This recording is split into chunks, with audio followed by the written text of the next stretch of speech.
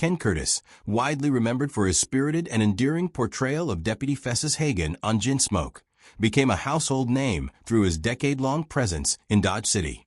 Audiences admired his humor, charm, and the mischievous antics that made his character so lovable. Yet behind the camera, Curtis's life was far more intricate than the cheerful musical persona he presented. Born Curtis Wayne Gates on July 2, 1916, in Lamar, Colorado, he was the youngest of 3 brothers and had a twin, Chester, whose existence remained largely unknown to the public. Curtis's father, Dan Gates, a former lawman, was elected sheriff in 1926, a turning point that profoundly shaped his early years. The Gates family moved into an apartment directly above the Bent County Jail, a living arrangement that immersed young Curtis in the unpredictable world of lawbreakers.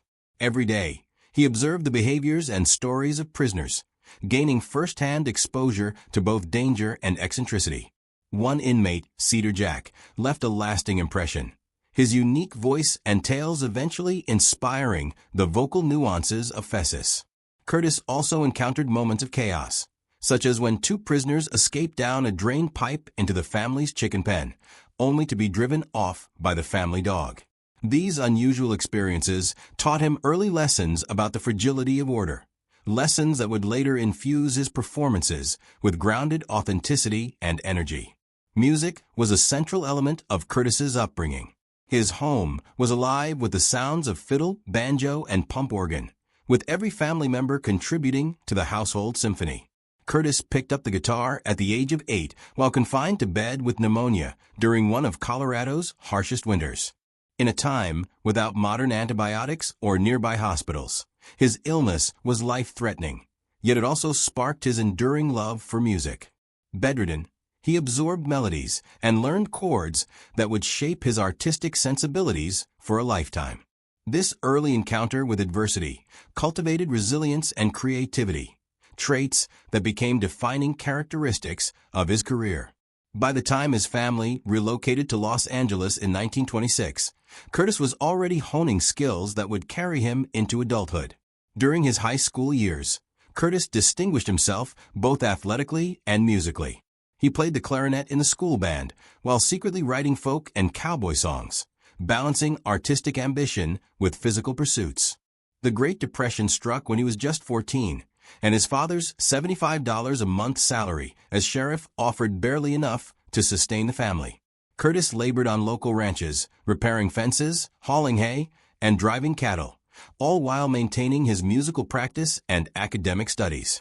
Even when forced to borrow ill-fitting football pads to continue playing, he persisted with determination. By 1935, Curtis had saved $200 from his ranch work and enrolled at Colorado College, ostensibly to study medicine, though music had already captured his heart. This choice marked the start of a lifelong commitment to creativity and performance despite societal and financial pressures. Curtis's early exposure to danger further shaped his character. At 13, he witnessed a shootout involving cattle rustlers, hiding behind a barrel as bullets shattered nearby windows. The harrowing experience instilled courage, quick thinking, and acute observation, qualities that later informed the toughness and realism he brought to his roles in westerns. In 1938, Curtis moved to Los Angeles to pursue singing professionally. Within a few years, he secured a breakthrough with the Tommy Dorsey Orchestra, filling in during Frank Sinatra's temporary absence. At this time, he adopted the stage name Ken Curtis and earned $125 a week performing in New York venues, mastering stage presence, discipline, and confidence. When Sinatra returned, Curtis continued performing, later joining the Shep Field Band, further refining the musical and performance skills that would pave the way for his acting career. World War II interrupted Curtis's rising trajectory, but it added depth and dimension to his life. Enlisting in 1943, he served in Italy and earned a Bronze Star for bravery. Despite the chaos of war, he sang for troops, using music to bolster morale and bring comfort during difficult times. Returning in 1945, Curtis emerged stronger, wiser, and prepared to resume his entertainment career. Shortly after, he performed Tumbling Tumbleweeds on the radio, catching the attention of Columbia Pictures and launching his film career. His first movie, Rhythm Roundup, premiered in September 1945 and was met with immediate success. Curtis continued performing in musical westerns, balancing acting and singing while often undertaking dangerous stunts himself, including enduring injuries such as a broken arm. His commitment to authenticity became a hallmark of his professional ethos and earned him respect in Hollywood. In 1949, Curtis joined the Sons of the Pioneers, replacing lead singer Tim Spencer. His first song with the group, Room Full of Roses, topped the charts and solidified his reputation as a gifted vocalist. He also performed hits like Ghost Riders in the Sky in renowned venues such as Carnegie Hall.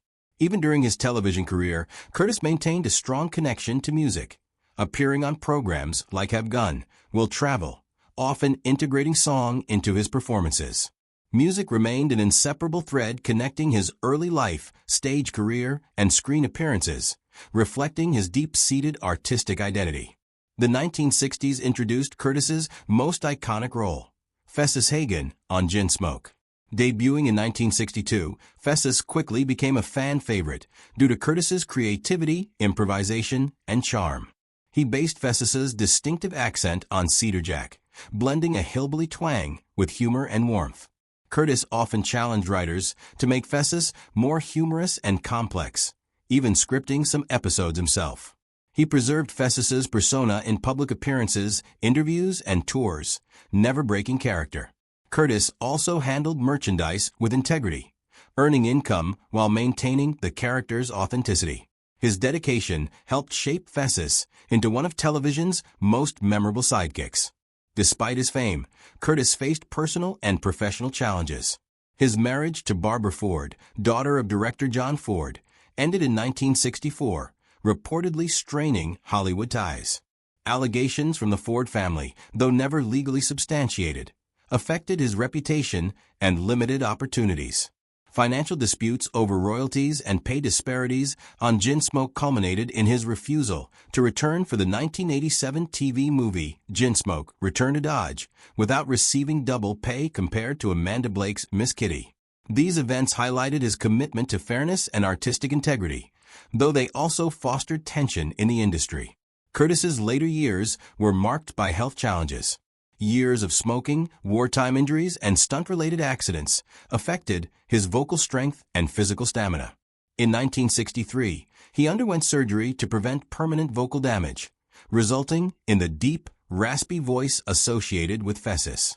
Despite declining health, he continued acting, lending his voice to Disney characters and participating in Western-themed projects. His final role in The Yellow Rose in 1983 underscored his enduring dedication to storytelling.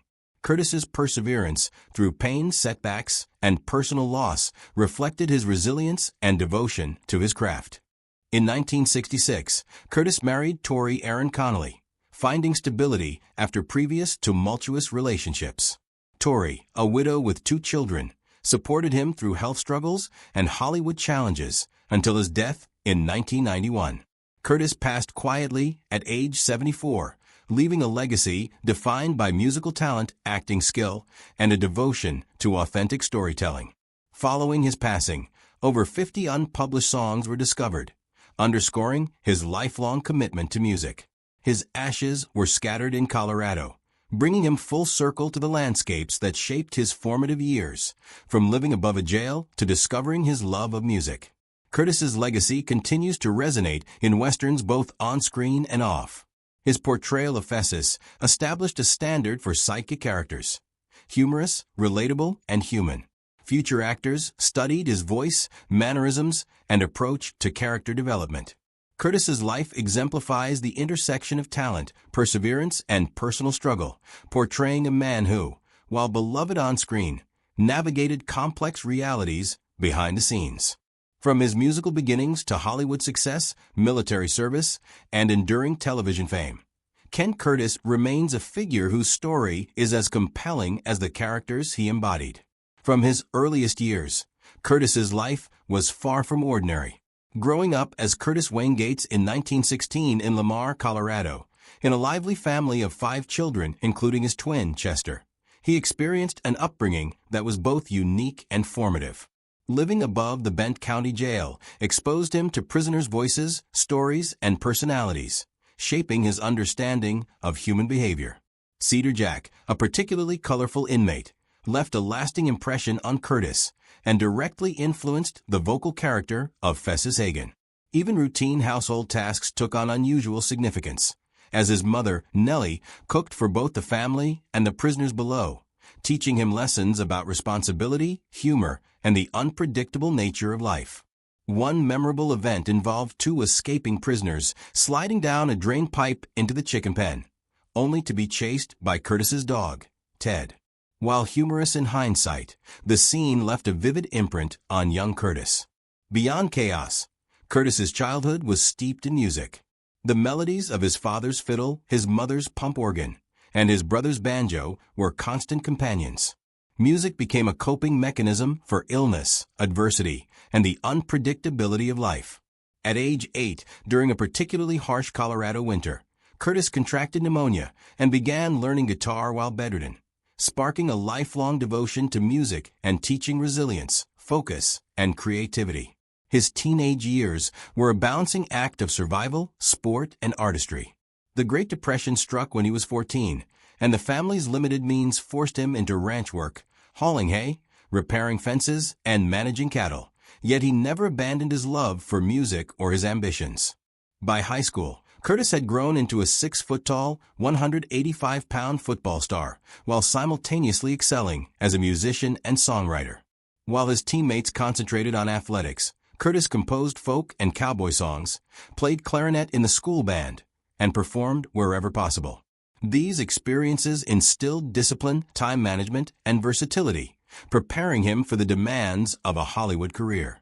Exposure to danger continued in adolescence. At 13, he witnessed a shootout involving his father and cattle rustlers, hiding behind a barrel as bullets shattered nearby windows. Though frightening, the event instilled bravery, quick thinking, and observational skills that would later enrich the authenticity of his on-screen performances. By 1935, Curtis had saved enough money, $200, from ranch work to enroll at Colorado College. Although he claimed to study medicine, his heart was already devoted to music. His choice surprised family and friends, who anticipated a conventional career in sports or law. Instead, Curtis embraced his passion, embarking on a lifelong journey of creativity, performance, and resilience. By 1938, he set his sights firmly on Los Angeles, determined to establish a professional career in music.